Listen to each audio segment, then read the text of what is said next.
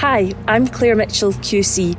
Welcome to the Witches of Scotland podcast. I'm a lawyer who specialises in miscarriage of justice cases, and we're bringing you this podcast because we want to tell you about the women who were accused, prosecuted, convicted, and ultimately executed as witches in Scotland. I'm Zoe Venditozzi, and I'm a writer who's always had an interest in the witches, and I feel that this dark mark against Scotland needs a reckoning. The campaign Witches of Scotland wants three things. Firstly, a pardon for all those convicted of witchcraft. Secondly, an apology for all those who were accused as witches. And finally, a national monument in recognition of all those who are affected by this terrible miscarriage of justice. Over the forthcoming weeks, we'll be talking to a whole host of experts about the history and the modern day connections to the Witches of Scotland. Hello and welcome to the Witches of Scotland podcast. We're delighted to tell you that this week's episode is in fact our 30th episode, which is very exciting and strange because I think when Claire and I first started, we thought there'd maybe be 6. This is 30 of 6. We should just start marking them, this is 30 of 6, this is 31 of 6. Oh, wow. So, there's obviously enough material. And this week is definitely a fantastic one. We've got a really interesting independent scholar that's going to be talking to us, but more of that later. I think, first of all, Claire, we're going to do a roundup of this week's news. Sure. That makes us sound much more newsy than we are. Listeners contact us all the time, sending us stuff, and we're absolutely delighted. We do try and keep a list and a wee note of who's contacted us for what reason, and through the various podcasts, we will hopefully give people mentions and discuss what they're contacting with us. Last week, as you'll remember, we spoke for a bit about women in public, particularly women politicians, being called witches and witch analogies being used about them, and I think we touched upon that last week. And we were contacted by one of our listeners from Australia, Tegan, who says that she has been really enjoying the podcast and she wants to flag up an example of the former Prime Minister of Australia, Julia Gillard, and wanted to add her to the list of the people who had suffered from misogynistic hate, in particular the issue of witchcraft or using terminology of being a witch. And Tegan tells us that in 2011, when Julia Gillard was the Prime Minister, the leader of the opposition, Tony Abbott, attended a protest against her and addressed the crowd by standing in front of signs which included "Ditch the Witch." And Tegan's actually sent us a picture of this, and it's him standing there, and there are these signs in the background of the idea of a woman on a broomstick with "Ditch the Witch." And it's also got Jewel, instead of Julia, Jewel Liar, and underneath it it's got the word bitch, but there are flames coming up from underneath it. It looks like to do with burning, basically. And Tegan says that there was an outcry about this at the time from various people, and there was a speech given by Julia Gillard on misogyny, about the misogyny in her country. And Tegan explains that it was well received. This was well received abroad, but maybe not as well received at home. It was said that Julia Gillard was accused of playing the gender card. And I know, it's... the screen of my laptop can barely contain the amount of eye rolling that I'm actually doing with that. Playing the gender card. When other people are talking about you as being a witch, and certainly making a connection there with the word witch and bitch and burning, and apparently she was playing the gender card. And Tegan says at the moment that they are once again having conversations in Australia about sexism and misogyny after high-profile allegations in relation to assaults against women in Australia of a sexual nature. So plus a change, where once again we're having the debate here about violence against women. They're having the same debate in Australia. It's a worldwide debate that I think is constantly being had, and it doesn't seem with much resolution. It's still happening. That was 10 years ago, the story about Australia, but only this week on the 27th, I think it was. So it was within the last week. There's been a bit of a hoo-ha about a particular, I'm going to call him a political commentator because I don't want to swear and upset some of our more delicate listeners. but I'm not going to name him because I don't want to give him any extra sort of coverage for that. But there has been an issue about that because somebody on his blog made a really unpleasant comment, which I'll just quote a little bit from. So it says, "I'm going to try and stop Sturgeon even getting to Holyrood in the first place. The Glasgow Southside constituency is unique in that it is the seat of the devil herself, ... Nicola Sturgeon. Decapitating this witch would stop the SNP dead in their tracks." And there's been something that would be described it's been described in the Herald as being defending the indefensible, where this political commentator has basically said that you'd only have to be incredibly stupid if you thought that was anything other than a political statement. But I mean, like, I would argue two things about that. One, it's really poor show in light of what happened to the MP Jo Cox and what we know women in politics and public life face all the time. The fact that a lot of them have to have personal alarms, they have to have extra security, that they get threats made against them, and especially in the recent times about talking about violence against women. I mean, it's just so distasteful. Like, play the politics, not the person. And secondly, like, make up your mind with your imagery here, right? So Nicola is the devil and a witch. Right now, we have covered for the last 29 weeks the fact that witches are supposedly working for the devil. So get it right. Is she in charge, or is she one of the devil's minions? Because that really pisses me off. Like, get your imagery straight. So as an English teacher, you're annoyed that there were two separate things, but really the English teacher, you're annoyed at the metaphor not working. Yeah, I just think as an intelligent person, you don't even need to be a teacher to be annoyed by that. Just get it right. Anyway. I think, was the offending post not removed? It was removed. It was removed with some sort of nonsensical nonsense just about, I'm removing it just for those people that are too stupid to understand that it was just a metaphor. Okay, whatever, pal. Why don't you remove it just because it's really distasteful and because you put yourself up as a commentator with intelligence? Focus on the stuff you don't like about the politics, okay? Don't be a baby. Yeah, I think the trouble is that there's absolutely no need for violent imagery to be used in a political discussion. None. Yeah. And as you say, against a background where there is a history of violence, yep, there's just no need to go there. There is any different kind of metaphor that you can use which doesn't associate the removal of women from office with violence. Yeah. These are the same sort of people that would say all lives matter, not all men. I'm not part of the problem. You are part of the problem. You are, in fact, the problem. Just had enough. We'll be talking about, obviously, the historical witch trials today, but I just think it is just worth always thinking about how we think about women and how we think about women that we don't like, and how we express the fact that we don't like them. They've got different politics. Focus on the politics, not on the women. Yeah, I had a conversation with someone on Twitter saying the term witch, calling someone a witch is too easy to go to. It's so much in our vocabulary, I suppose, that it's an easy thing to go to.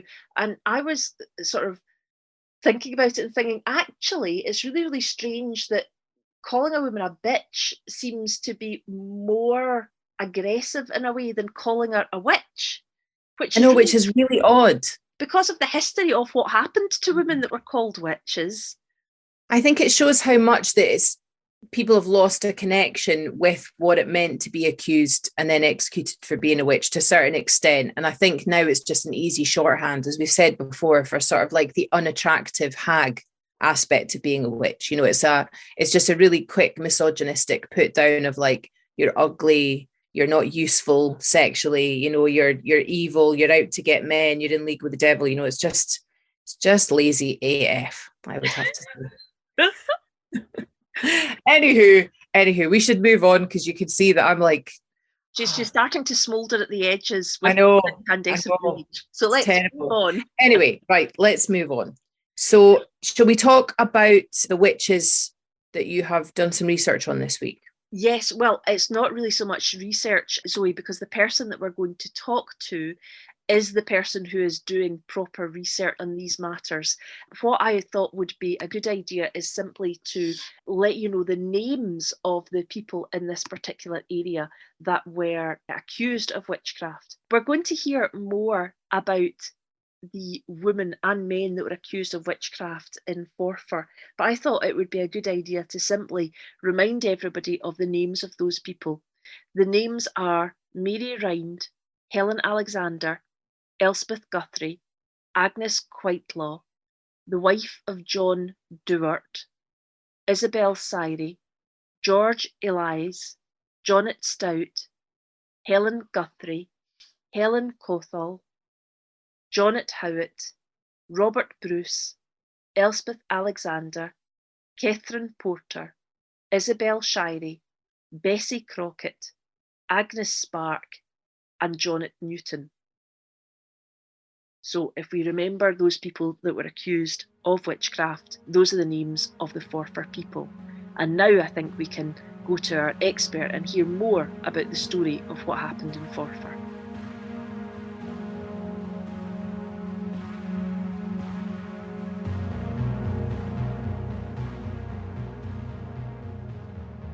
I'm absolutely delighted to introduce today's guest. She is an independent scholar of history who started off with particularly an interest in literary history, so that's sort of segging into my interest too, but has now really gone over recent, I don't know if it's years or if it's months that you've been doing this, we'll get to that, but into witches and the witch trials. So I would like to just introduce today Judith Gorman. Hello. Welcome, Judith, to our show. Thank you very much for having me.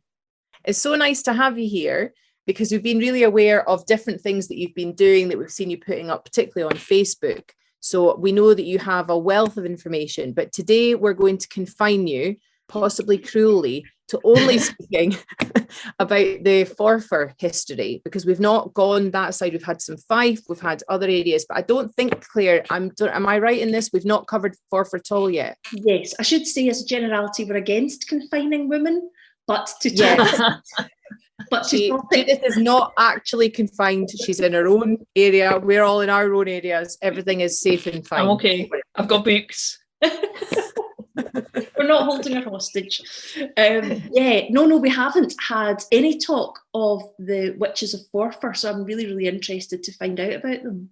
The first thing I'd like to ask you, Judith, is why Forfar? Why are you so interested in Forfar? Okay, I moved to Forfar in 2005, and one of the first places I went to was the local Methven Museum with my two kids, and they have an exhibition about the witches of Forfar. So, being a complete geek, I wasn't content with just the little cards printed out in front of me. I thought I have to know more immediately. And there's lots of interesting place names and things around Forfar when you walk about. And so I thought, I have to know why they're called that. And also, Forfar's town plan hasn't changed since medieval times. So the facades of the buildings have changed. Like in a lot of towns, they got a Georgian makeover. So, when you're walking about the streets in Forfar, that they were exactly the streets that these accused people walked down. And it took off as a project while I was doing a PhD on something else. And it really kind of took over. Then for the 400th anniversary of the Pendle witch trials, there was an international conference at Lancaster University. So I got invited to speak there and give a paper. And there's lots of parallels between the Pendle witch trials and the Forfar ones. So I couldn't leave it when I came home. And I think 10 years later, I'm still here. Well, we're really glad that you are, because you're going to be our wealth of information, and you've done all the hard work, and we're here to benefit from that and reap the rewards of it while we talk to you about it. Well, it's so nice to be able to share it, because part of the reason I sort of put my books and things away was because there seemed like, what's the end game to this? While I was always thinking of it being such an injustice to these people, and that there should be something up in the town saying, these people were just people. There is a private memorial on the very edge of Forfar Loch in a place called Muiry Now. That's one of the places where the accused were said to have gathered. And people who own the land there have put up a beautiful memorial. And that does say on it, they were just people. And so, but there should be something in the centre of town. I mean, you'll have found this, I'm sure. There's so much in the records about the people who prosecuted, the great and the good are all talked about, but these people who have been subjects of a huge miscarriage of justice, there's no memorial to them. So your project, your petition for gaining a pardon, that's what sparked up my interest again, because I was like, oh my goodness, someone's doing something about this. That's great. Oh yeah, it's brilliant, and it's great to see the progress you've made, because it's so important. We think so. Yeah. Well, in COVID times as well, it's really struck me. The last time I was researching, the comparison I made a long time ago was with George Bush and his axis of evil. So you're either with us or against us. And that's exactly what James VI said about the witches. And then in COVID times, where people are very keen to shout at someone in the supermarket who may not have a mask on, there may be a justified reason for that, or to maybe snitch on a neighbour who's, things like that. You think this still underlies what goes on in our society. The veneer of civilization is very thin.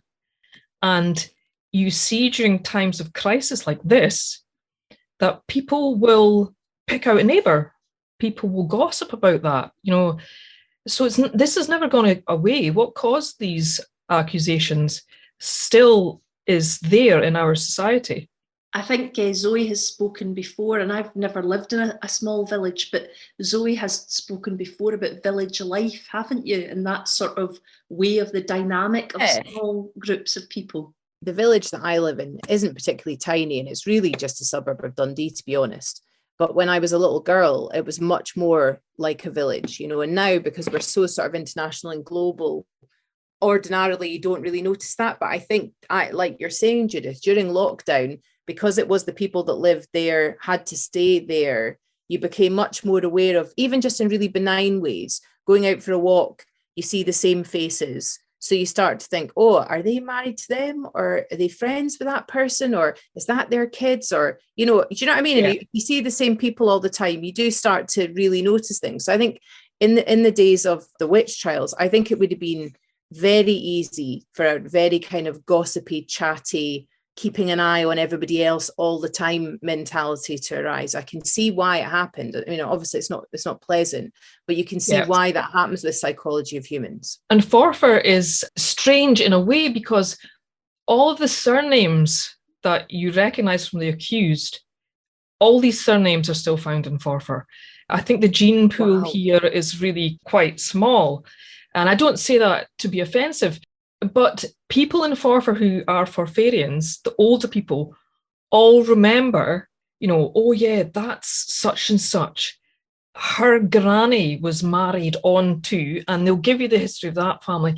And if they had money, or, still know all these family connections. Yeah. So that's quite fascinating as well. So what happened in Forfar? Okay, as we all know, Cromwell invaded Scotland in 1651-52, and he set up a very structured, he was basically all about control, wasn't he? So troops were stationed in towns and cities all over Scotland, and Forfar was one of those. So while the troops were here, there weren't any witch trials. Cromwell seemed to be, or his troops and his commissioners seemed to be very anti-witch hunt. They had bigger fish to fry. So everything stopped. Unfortunately for Forfar, there was a scuffle and a fire broke out, and all of our records prior to 1661 have been destroyed. So I think that Cromwell's troops probably didn't really keep very many, or they destroyed them when they left, but they'd also set fire to the charter chest, which had everything in it, and that's all gone. But as soon as they left, there was a power vacuum. They had such a tight hold on the community and society in general, and then they just up and left one night. And, the Presbyterian Church filled that void, that power vacuum. They swept in, and they thought to themselves, this is a great opportunity to finally structure our godly society, our city on the hill. We are going to start from scratch. And so witch trials didn't tend to break out if you didn't have a zealous minister.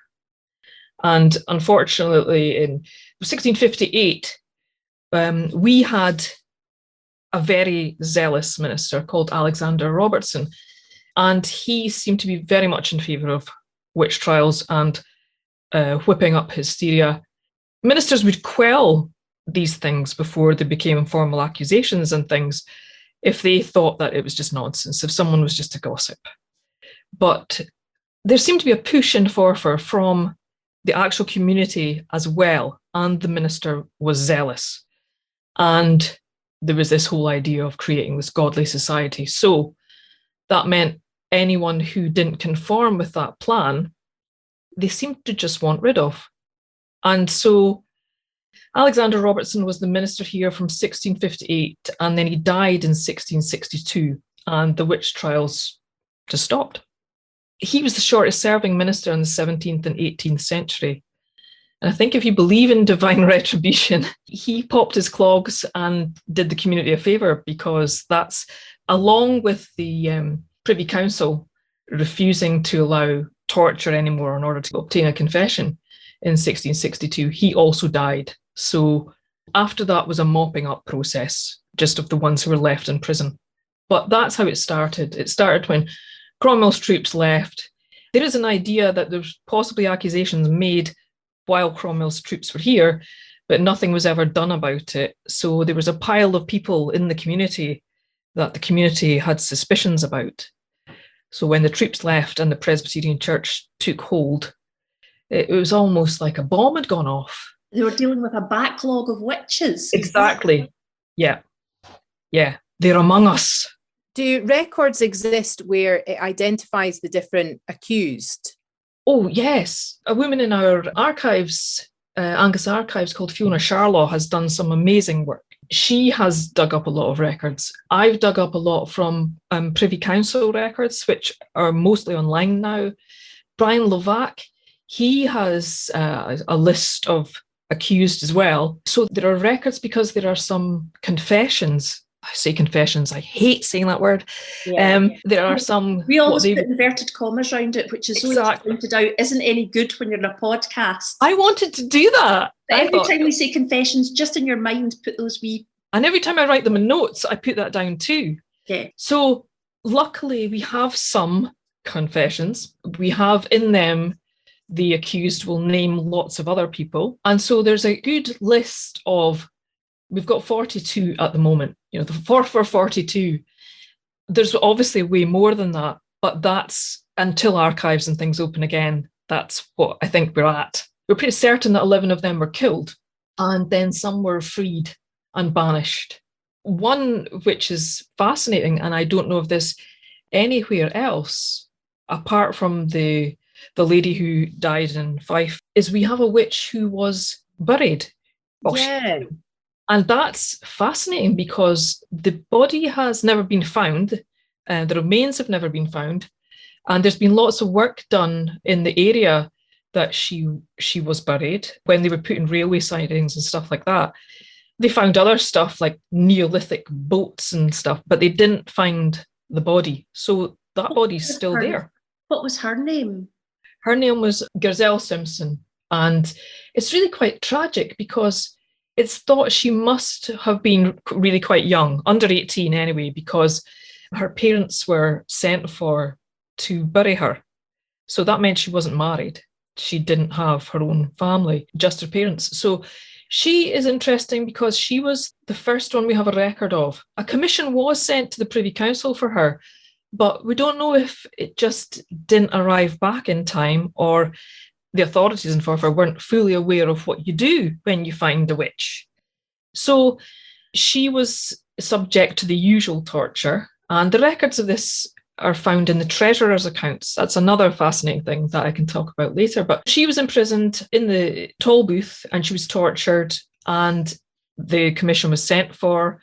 But it seems to be that before that arrived back, she was either the subject of a lynch mob or they just decided that the way you get rid of a witch is you hang her from the tall booth, then you cut her down and bury her in the local playfield. So that was what happened to poor Gazelle Simpson.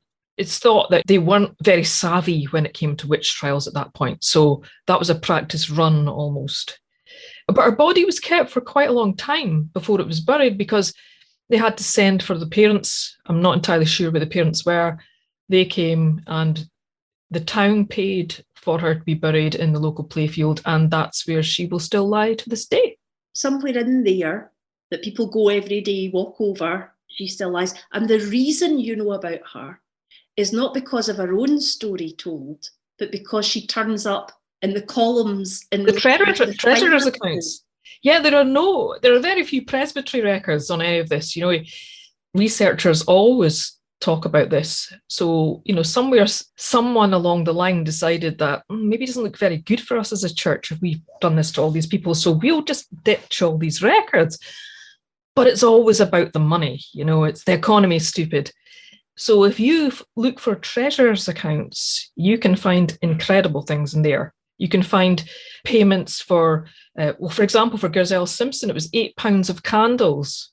She was kept awake and watched. So they needed £8 of candles for that for a few days. You'll find things like Forfar didn't have its own executioner, so it had to send to either Perth or Montrose. So that had to be paid for. That's all documented. Instruments of torture, when John Kincaid arrived in town, they had to be paid for. So they're in the treasurer's accounts. So now, who was John Kincaid? Don't get me started on him. John Kincaid was from Tranent, and he's known as a famous witch pricker. I said that very carefully. So he earned himself a reputation of being able to prick witches, or the accused, find areas where they didn't feel pain, and that then proved that they were a witch. Now, we know that people like Kincaid used retractable needles. They also, if they're pricking someone who's been tortured, say they're wearing a boot or something like that, you know, so they're in extreme agony somewhere else, and you poke them in the back with a needle, they're not going to feel that. They're not going to react. Now, hang on, Judith, can I just clarify? When you're saying, say they're wearing a boot, you're not meaning just a boot. You're meaning the boot that is the torture device. Yes. For those that aren't familiar with that, can I ask you to do the horrible job of explaining what the boot did, please? Certainly. There's two types. There's the Spanish boot, which is a metal type, which the feet were put in, the legs, lower half of the legs were put in, and that could be heated up. Or stakes could be put into it and hammered between the legs to crush the shin bones. And basically, once you'd been in the boot, you would never be able to walk again. So, but the one that seems to be used most in Scotland is the wooden version, which is basically sort of 4 planks of wood placed around each leg, and there were spikes in them facing inwards. And if someone placed a stake in between that and hammered it, well, you could imagine the pain. And they say that the maximum number of strikes it took in order to gain a confession was 3. You would say anything. You would anything say at all. Anything to make it stop. Absolutely. And they only do this stuff after you've been kept awake and without water, and you're hallucinating. And at that point, you pretty much see anything anyway. And then they'll introduce something like the boot and things like that. They didn't tend to mention it in treasurer's accounts because it was so commonplace to use these. It was, you know, it wasn't really talked about. They would have these in their armory, so to speak. So you'd have things like the boot, you'd have the scold's bridle. We've all seen the scold's bridle that goes over the head. And usually we'd have something that went in your mouth to keep your tongue down, or they weren't usually as gentle as that when it came to witchcraft. They'd have spikes in them as well. And that might be attached to a wall, and you might be standing up. And so if you fell asleep and you pressure went down with your head, you know, the spikes would go through the roof of your mouth and through your tongue. They put them in stocks. There's in the treasurer's account for Forfar, they use stocks. Now, these stocks wouldn't have been used outside because they didn't want the witches to curse people that were going past. So these stocks would have been used inside the tolbooth so that they couldn't lie down or sit comfortably. Or what else did they use? Thrown by a rope. That's a very common form of torture. And that was basically just, you were strangled, then the strangulation was eased and strangled again and eased. And then you've got things like periwinks, which were thumb screws, and you had things for crushing hands, and I don't know how many do you want? And was this particular to Forfar, or was this in your knowledge, was this across Scotland? Because we were under the impression that quite often Scotland wasn't necessarily as brutal physically maybe as other places were, because Scotland relied quite heavily on the sort of the mental torture of keeping awake. But no, I think that's because that's possibly the only kind of torture that we can find written down. The thought is that you would mention that possibly in treasurer's accounts or something, because you're having to pay for the men to watch them. So in Forfar they had 6 districts, so that meant that each district provided a man to take shifts of watching and waking. So that had to be paid for. Candles had to be paid for. Tobacco had to be paid for the men that were there, because you got to keep them comfortable.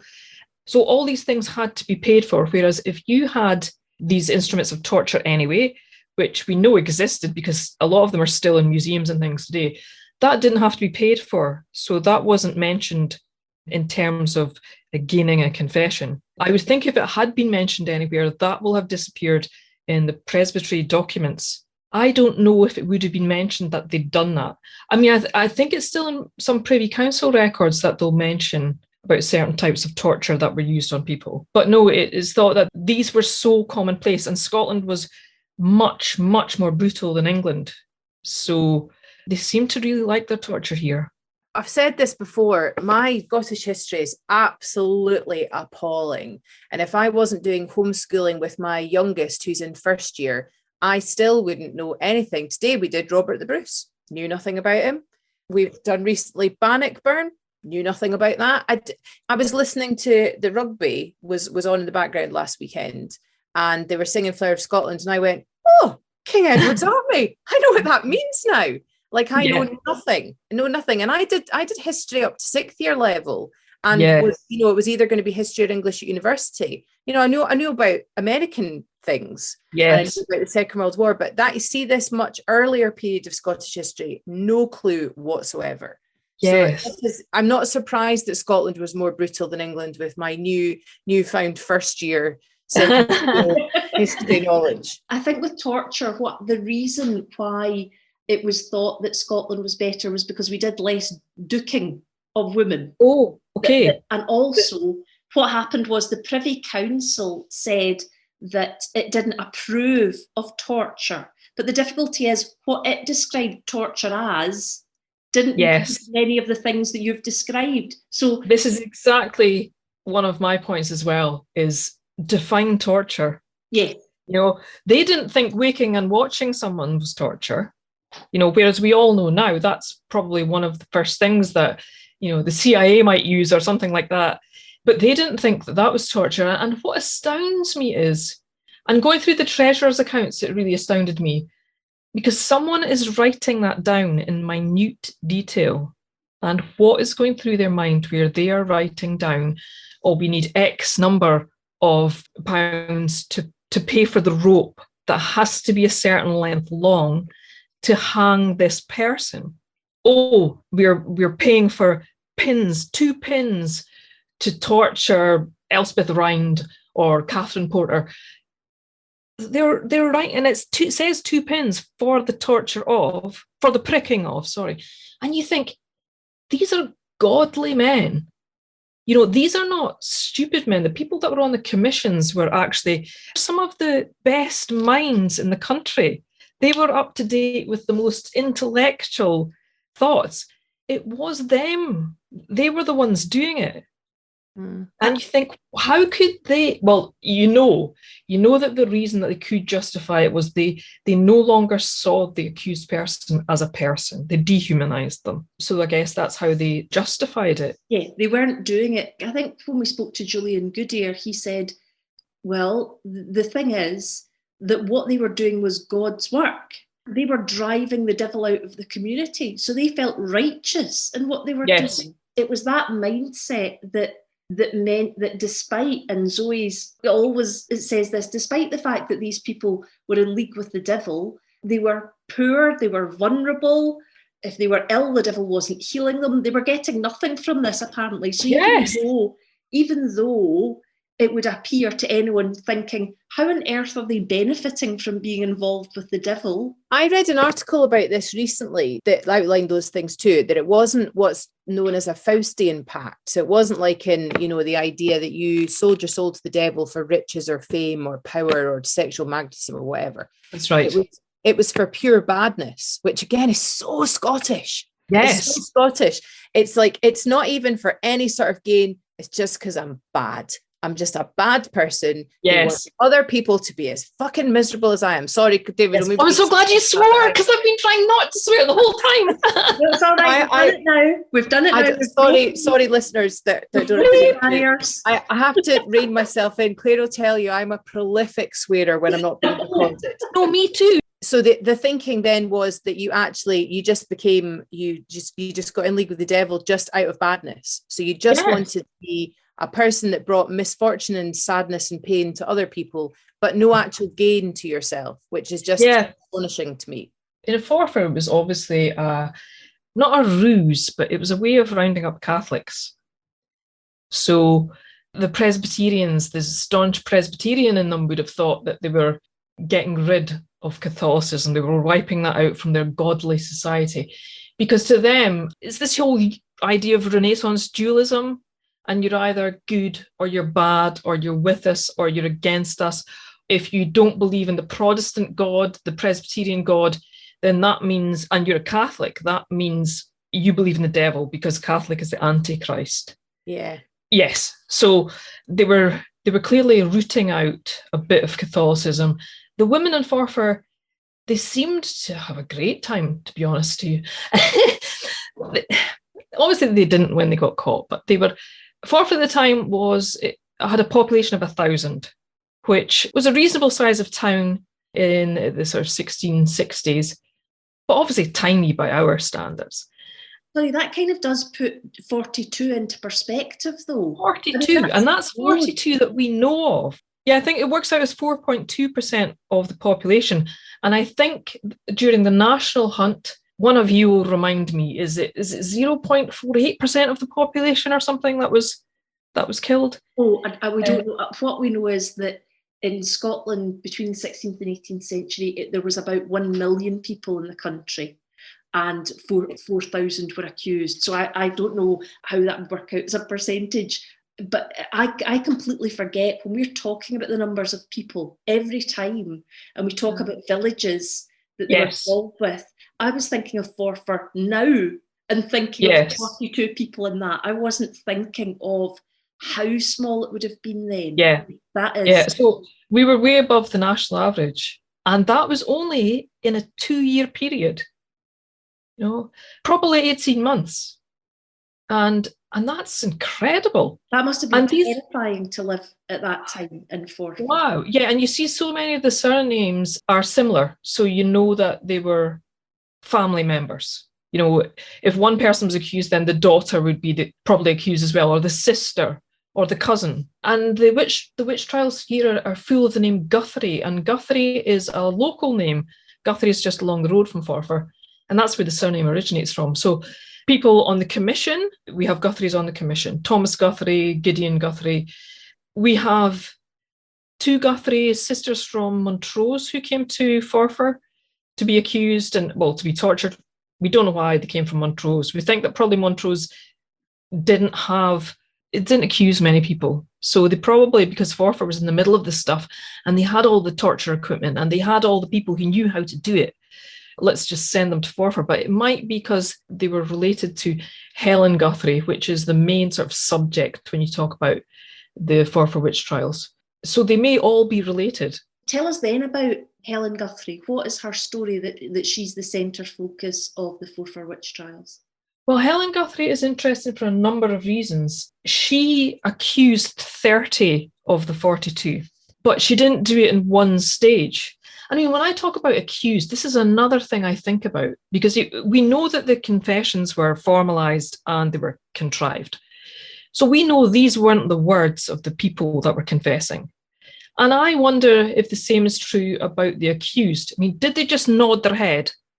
You know, was this a person that was maybe suffering from some forms of psychosis or delusion, or due to all the sleep deprivation and then the pain?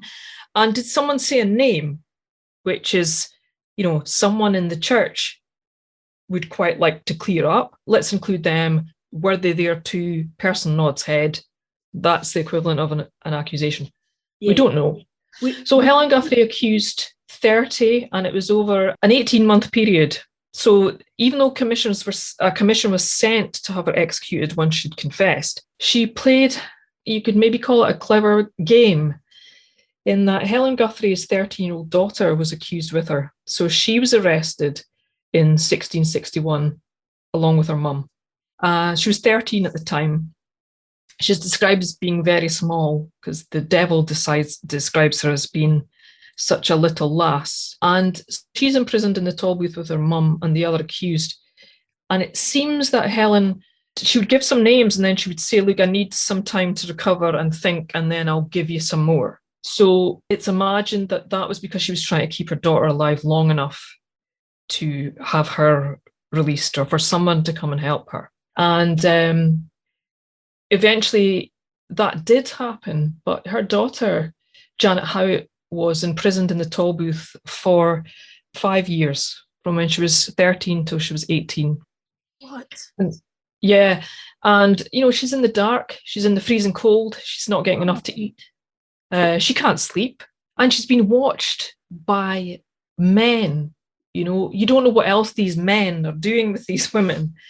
So Helen seems stayed alive as long as she could in order to keep her daughter alive, and her daughter was eventually released.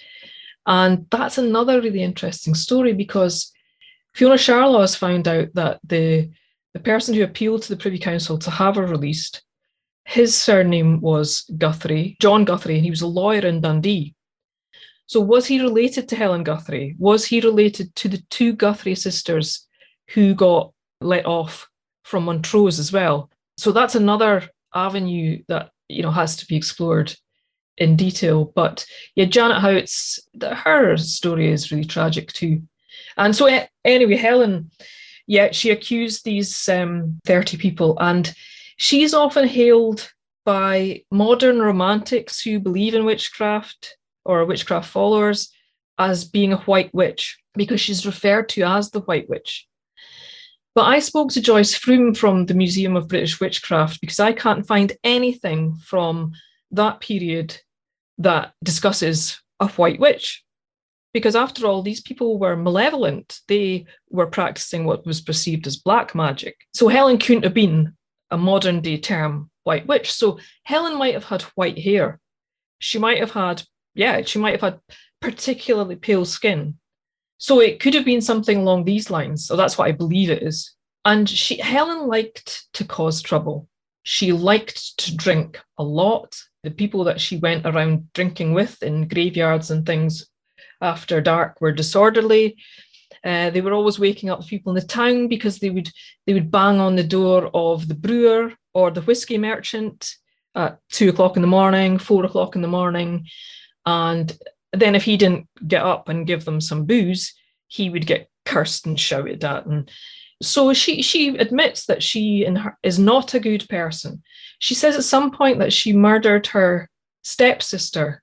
I don't know if that's in presbytery records anywhere, if that was dealt with. I don't know anything about that. But apparently Helen was 13 and her stepsister was 6, and she hit her on the head and murdered her. So is that true?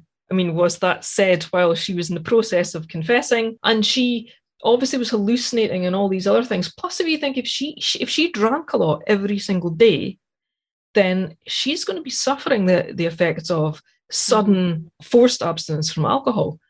So she says things like the devil came to visit her in the Tolbooth, and she describes all that and what happened. And so that's our white witch.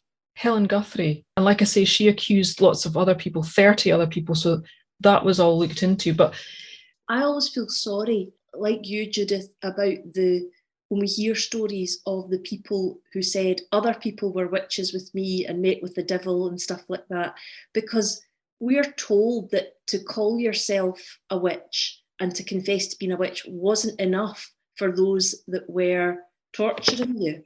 They needed to root out the devil from society, and they knew that the devil did not dine and dance alone.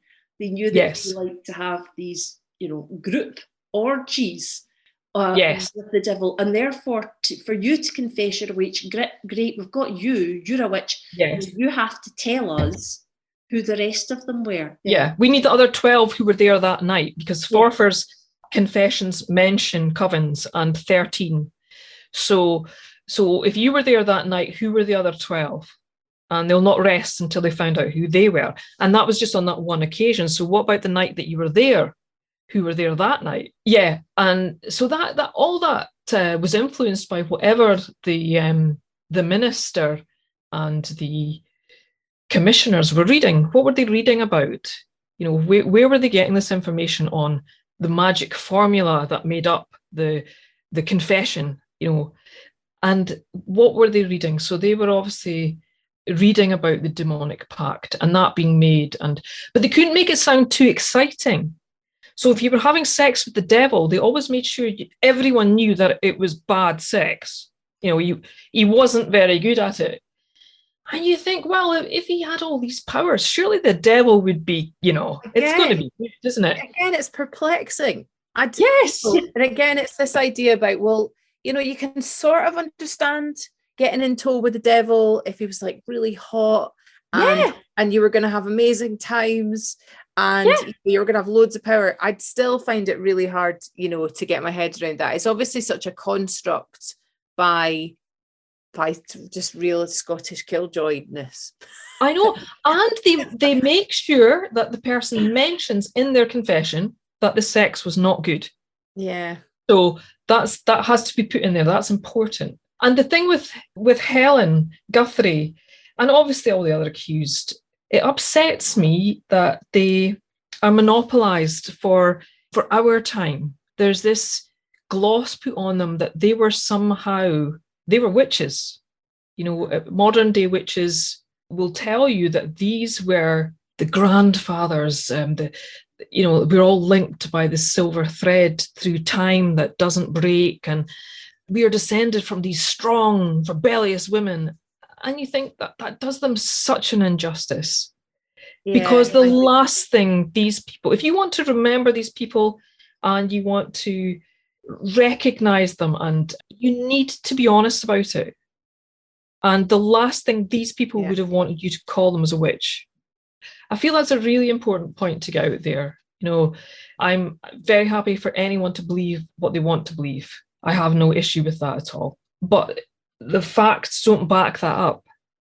Yeah, I feel really, really strongly about that as well. I think what you're saying about, glamorizing it and romanticizing it, we've got this sort of picture in our mind. We've got this kind of duality of like the sort of the shriveled old crone, that sort of angle to the witch with the pointed hat and the nose and all the rest of it. But then we've also got the other side of that is this idea that all the women, or many of the women that were accused and killed, were sort of wise women that were working away in a cottage in the forest making practices, and they were redheads and they stood up to the men, and it was because they were feisty. I think that's just such baloney, and I get why it happens. I get why people bolster their own identity with it and say, like, I have been maligned because I'm a woman, or, and I feel these are the reasons for it. Like, I completely get that psychologically. But I just think it's very, very important that we stick to the facts. And the facts are... And it's interesting that, the charmers were not persecuted on the whole. If a person was accused of being witch and they happened to be a charmer, that was almost by the by. The Witchcraft Act of 1563 was deliberately quite vague because it wanted to wipe out these evil superstitions, and that meant Catholics. So when you came to the 1560s, they were still looking to wipe out Catholics. They wanted them away from the godly society. But they weren't interested in cure wives, and they weren't interested in charmers, because these people, I mean, this is pre-scientific age. This is a pre-medicine age. These people were useful to society. If they knew about herbology, things like that, they were useful. And the reason we know that so many of them weren't persecuted was because what happened with all of their remedies, where did they go? Where did all that knowledge go? We still have all that, because in the big houses, if you think like House of Dun is one of them, the lady of the big house, she, obviously the charmers, and they couldn't write down their remedies. They remembered them all. But the lady of the big house was in charge of her household, which could, maybe be 200 people in all. So she would sit down with one or two or however many people with folk medicine or folk magic, and she would write down those remedies. So we still have them to this day. You can find them in archives. There's a great one in Dundee, but there's one at the House of Dun. So these people were useful. If they happened to cross over into what was seen as black magic, then they would be persecuted for being a witch. But that wasn't the reason for going after them. Yeah, it's really strange, that sort of strange line as we see it in the modern day between charming and acts of witchcraft. And yes. We look on either side of them and say there's no difference to that, other than on one side, you are tortured into confessing that the reason that you're doing this is because you're in a pact with the devil. Yes. But if you're not in a pact with the devil, you can do all these things and it's all right. You can... No bother, because what does the town provost do, when he has a bellyache and he needs someone to come and help him out? Can't imagine there was a surgeon or anything like that in Forfar. So you're going to get in touch with someone who has a herbal remedy. So I know that some midwives were persecuted, but that would again be for another reason. Midwives got into private spaces. They learned secrets, so often if you didn't want them to spill that secret after you'd been in the throes of birth and you'd mentioned that the baby's father was not who everyone thinks is the baby's father, then you might accuse, the midwife of witchcraft. But it wasn't because she was a midwife, it was because she knew secrets. And, in the pre-scientific age, magic was all around. You can explain how certain everyday things happened. One of them that I love is they knew that sunlight acted as a disinfectant. So on a sunny day, that's when you cleaned the dairy and you put everything outside. And you knew if you did that, people wouldn't get tummy upsets. Now, you didn't know it was because the sunlight acted as a disinfectant. It was just magic. It was the fairies. Things like bread. Now, they didn't know how natural yeast worked. So you would put your bread mix, you would put that in the meadow, you'd leave it there for a few hours, and when you went back, it had risen because there's natural yeast about everywhere. But that was the fairies. So that's why they cut crosses in the top of bread, loaves of bread, because it's to let the fairies out. No way. Yeah. So, and you think about, well, how could sort of Catholic rituals and some beliefs still be prevalent in the 1660s when, the Reformation happened in the 1560s? And you think, well, because people are still doing all these things, right? My grandmother died when she was 94. My kids were very small. Now my kids are almost 30. So I still tell them stories that my grandmother told me. Now that's 100 years of a difference now. So that means in 1563, if your grandparents were Catholics and they had certain rituals, certain things they would do on certain holy days, little rituals that they would, maybe little prayers that they would say to Mary, or when they're stirring in the dough or doing things like that, they're passed down to the daughter and then the granddaughter. That's 100 years. So there's still hidden Catholics, or maybe not so hidden, in Forfar's godly societies. They weren't going to church and they were saying incantations, allegedly. They would mention during confessions, they would maybe pray to Mary.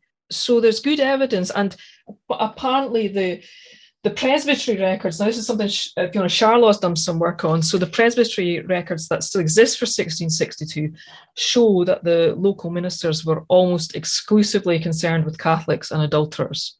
That's really interesting, because we've not really touched on that, particularly in our past podcasts about Catholicism and about how it was used as a method of control with that. So that's quite interesting. It makes a lot more sense than some of the reasons that we've heard for people being accused of witchcraft. You know, you can see there's a very clear reason why the church would not want those people to remain being like that. They'd want to send a message out to others to say, this ends, this stops now, sort of thing. There's a certain amount of religious tolerance during Cromwell's time, because you had Baptists, you had Quakers, there was different religious sects that were going around doing their own thing, and that was tolerated. It's easy to think that the Catholicism was possibly underground, that was tolerated to an extent as well, because, like I said earlier, Cromwell's troops had bigger fish to fry. Mm-hmm. But when they leave, and the Presbyterian Church and the local Presbyterian Church is headed by a zealous minister, he wants to root out all of that. And he sees Catholicism as, this is on the same level as devil worship. It's fascinating talking to you. It's really great speaking to you. And I think we could talk for many, many, many hours about this, but I think we'll maybe stop there. And then if you're happy, would you come back another time and talk to us again about some other aspects? Absolutely, because I'd love to talk to you about a little lady called Isabel Smith. And her confession is unique in the witchcraft trials and records in Scotland for two reasons, but we'll talk about that next time. Judith, you are so good for a cliffhanger. That's marvellous. Yes, come back for more. If you don't cry when I tell you about Isabel Smith, then you don't have a soul. Oh no! Oh God! Oh no! I'm already like a witch test, though. But, Judith, thank you so much for joining us, and we'll definitely hear from you again in the future. Thank you. It's been great. Thank you very much. We really appreciate it. Thank you, Judith.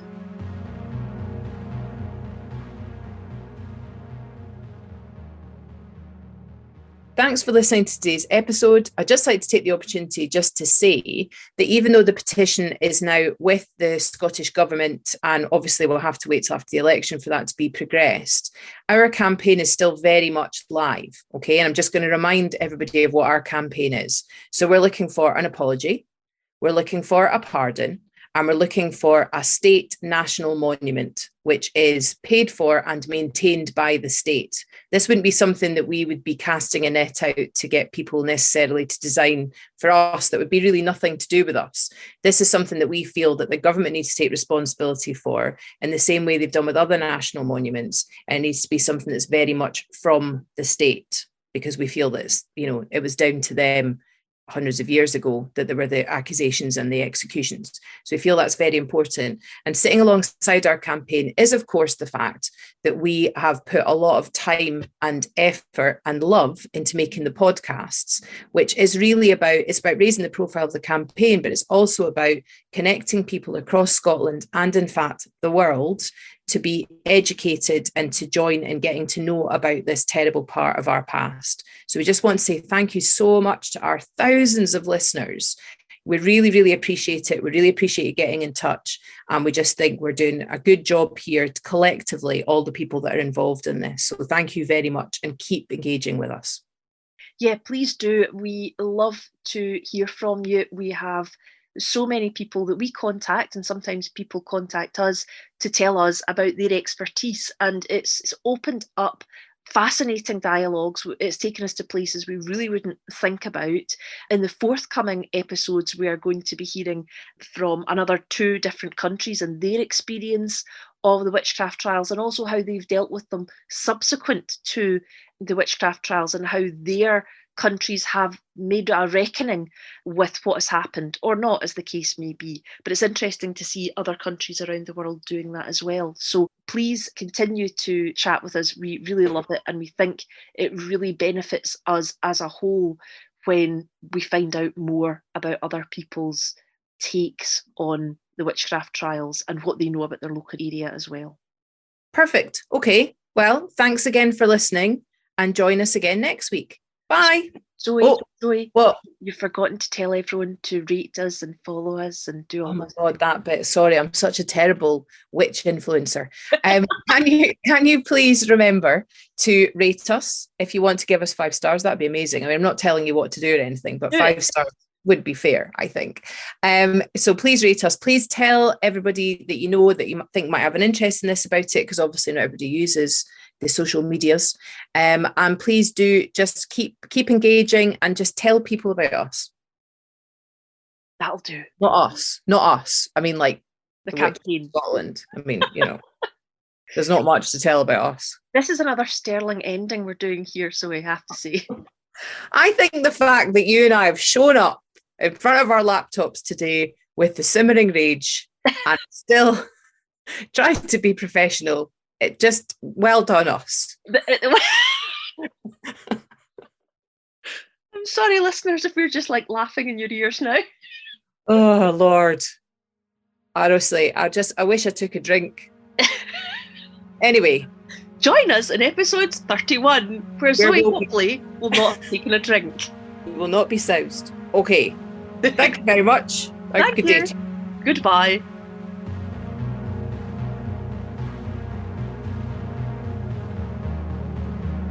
If you'd like to learn more about the Witches of Scotland, please subscribe wherever you get your podcasts. Sign up for our mailing list at www.witchesofscotland.com to keep updated with the campaign. On that site, you'll be able to find how to link with us on Twitter, Facebook and Instagram.